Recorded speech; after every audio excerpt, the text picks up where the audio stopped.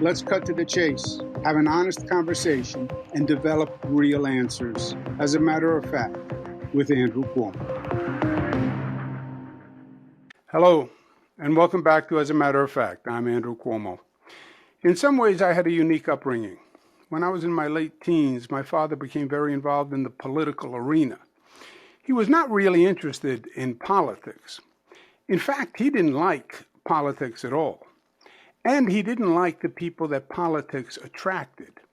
It was an outgrowth of his passion for justice as a lawyer and his passion for social justice coming from a lower income immigrant family. It was also part of his social ideology. Government and politics were the means to an end. It was not the end in and of itself. He didn't want to be mayor or governor for the title or for the tribulation. He didn't really care about that. But it would put him in a position to do good things and to right wrongs. That's what it was all about. I inherited that orientation from my father, to use the bully pulpit of government to advocate. But I also focused on using the instrumentality of government to actually enact change, to show people that government could make a positive difference, to silence the skeptics and the cynics, to show that government wasn't part of the problem, but rather part of the solution. Progress that you could actually see and touch and experience in your own life. A bridge, an airport, new schools.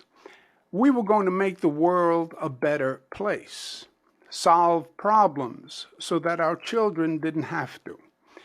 We were going to leave our children a better world than we inherited. That's what it was all about. That was the plan anyway. And I spent virtually my entire life working on it. So it's sad to me to now look around the city, the state, the nation, the world, and realize that not only did we fail to make the progress we hoped, but truth be known, in many areas we actually went backwards. Just to give you an example, in my 20s, I started a not-for-profit called HELP. HELP built transitional housing for homeless families. Transitional housing meant temporary housing and the social services that families needed to get back up on their feet.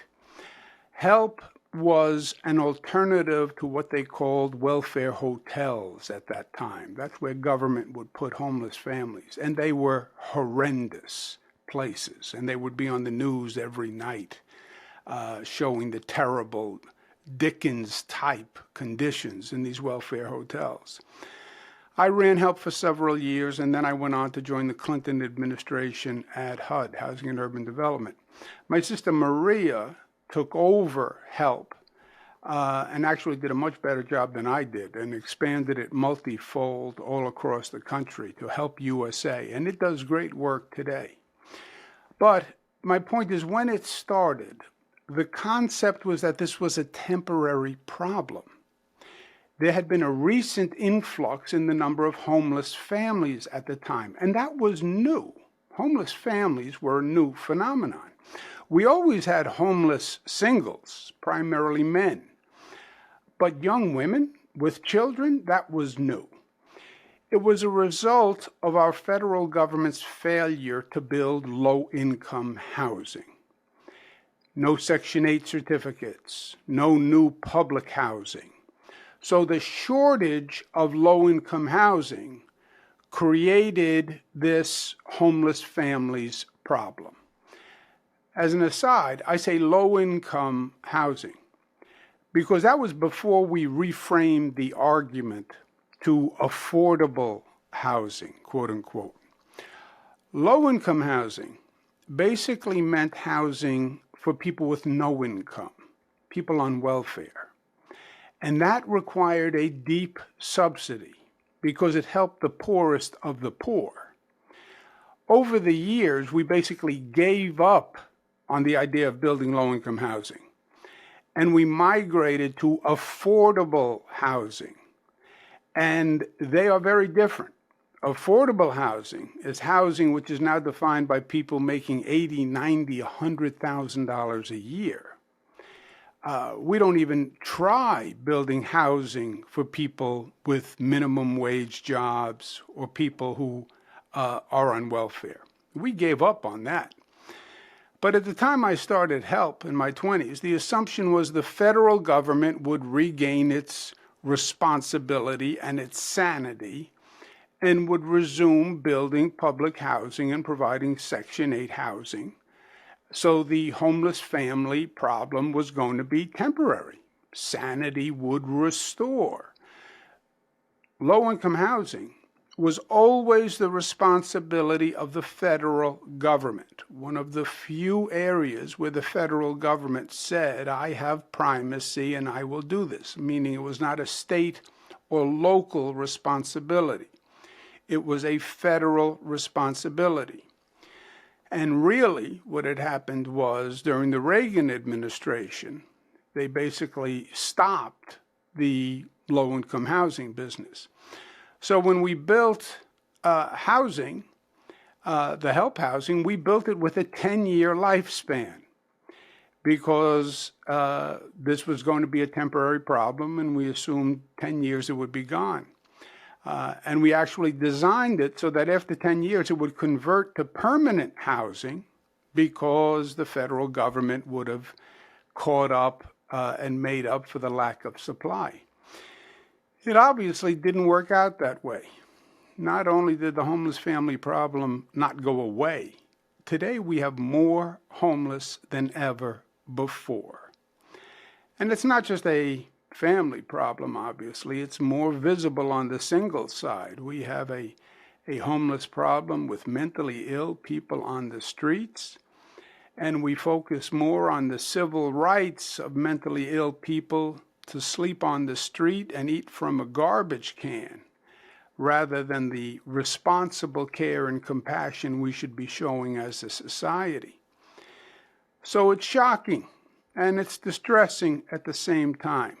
But the homeless situation I raise as a metaphor.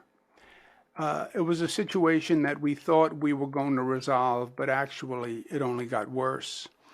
And that is typical in many ways. The environmental movement, 40, 50, 60 years, have we made progress? The environment is, if anything, worse. Global warming threatens literally our survival. Infrastructure is worse. Public education is worse. Income inequality is worse. Global instability is worse. So it's hard to argue that net we have made progress. So then the question becomes, what do we do? We can admit failure, we can go home, and we can lament about it, which is tempting on many levels. I give up. Or we can redouble our efforts. Why? Because it's not about us, and it was never about us.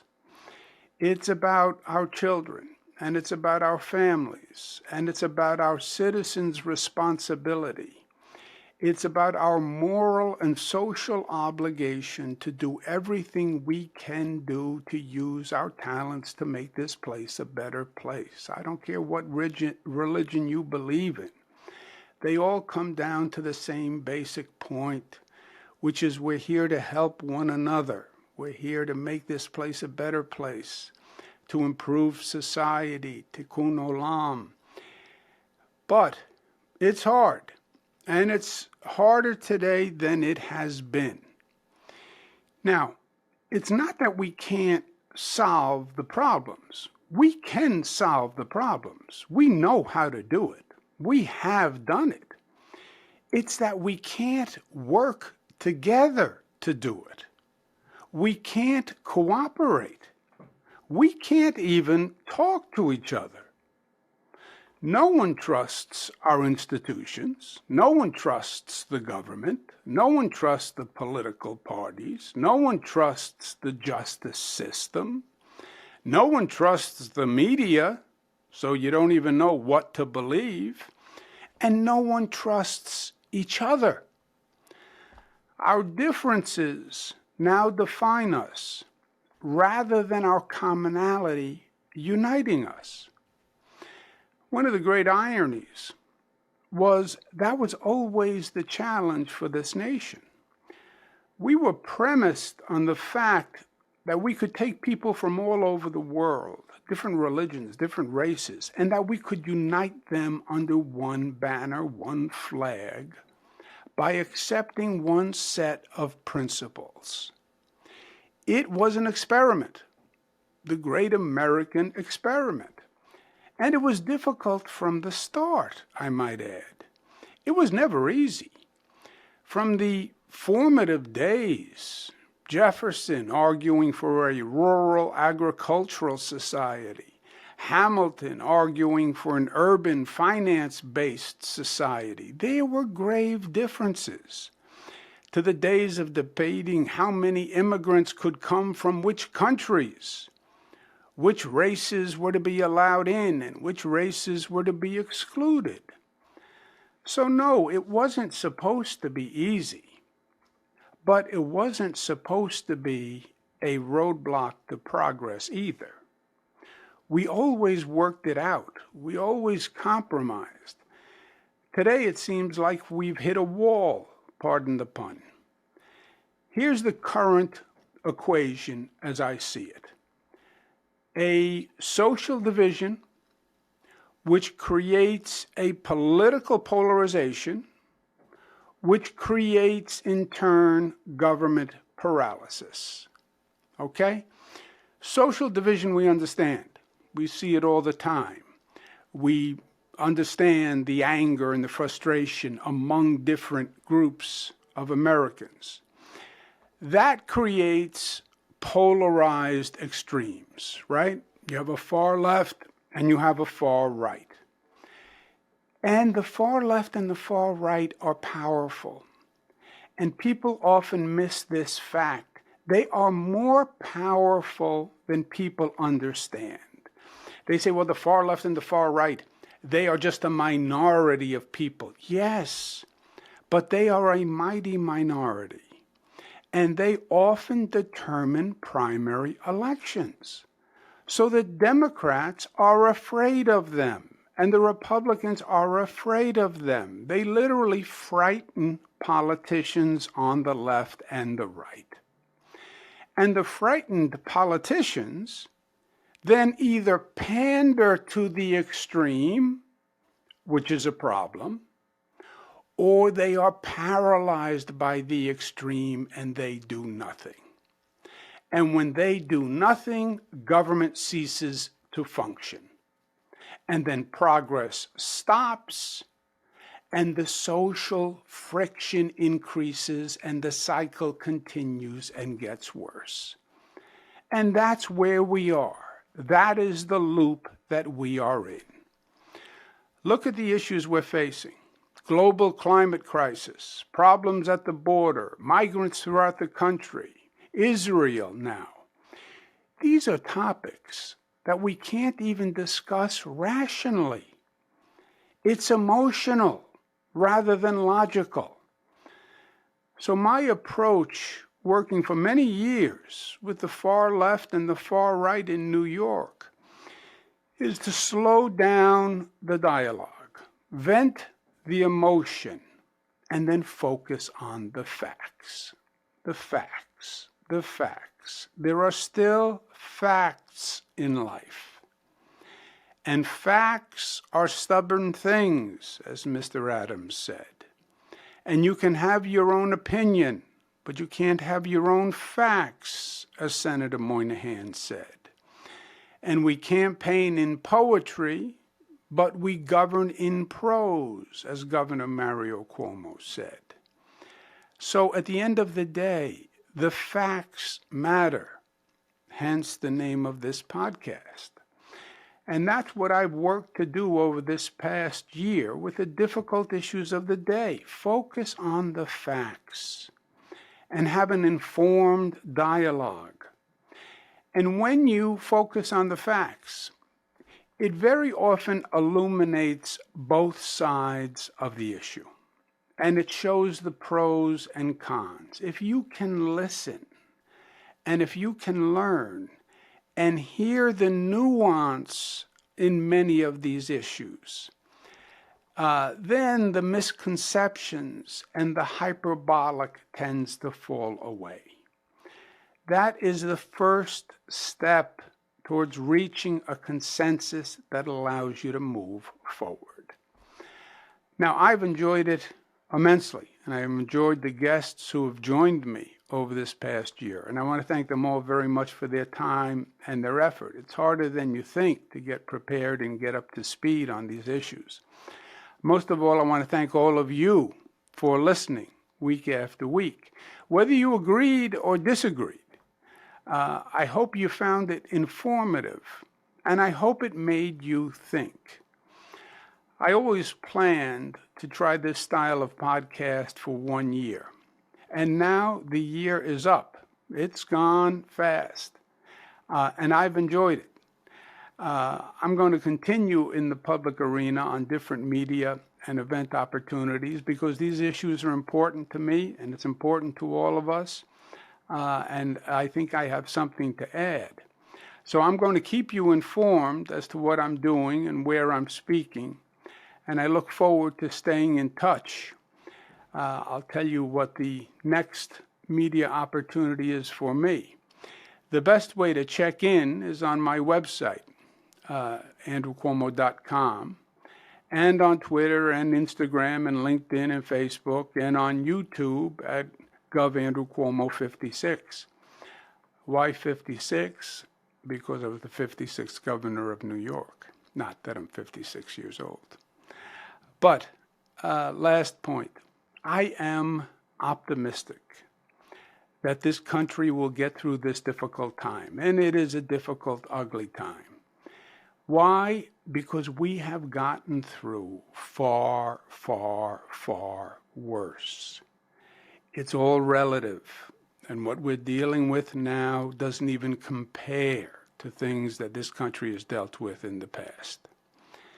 And ultimately, I believe we make it through because I believe in the American people. I believe in their essential goodness and judgment, not the institutions, but the people. We will do it, and we will be the better and the stronger for it. That which doesn't kill you makes you stronger.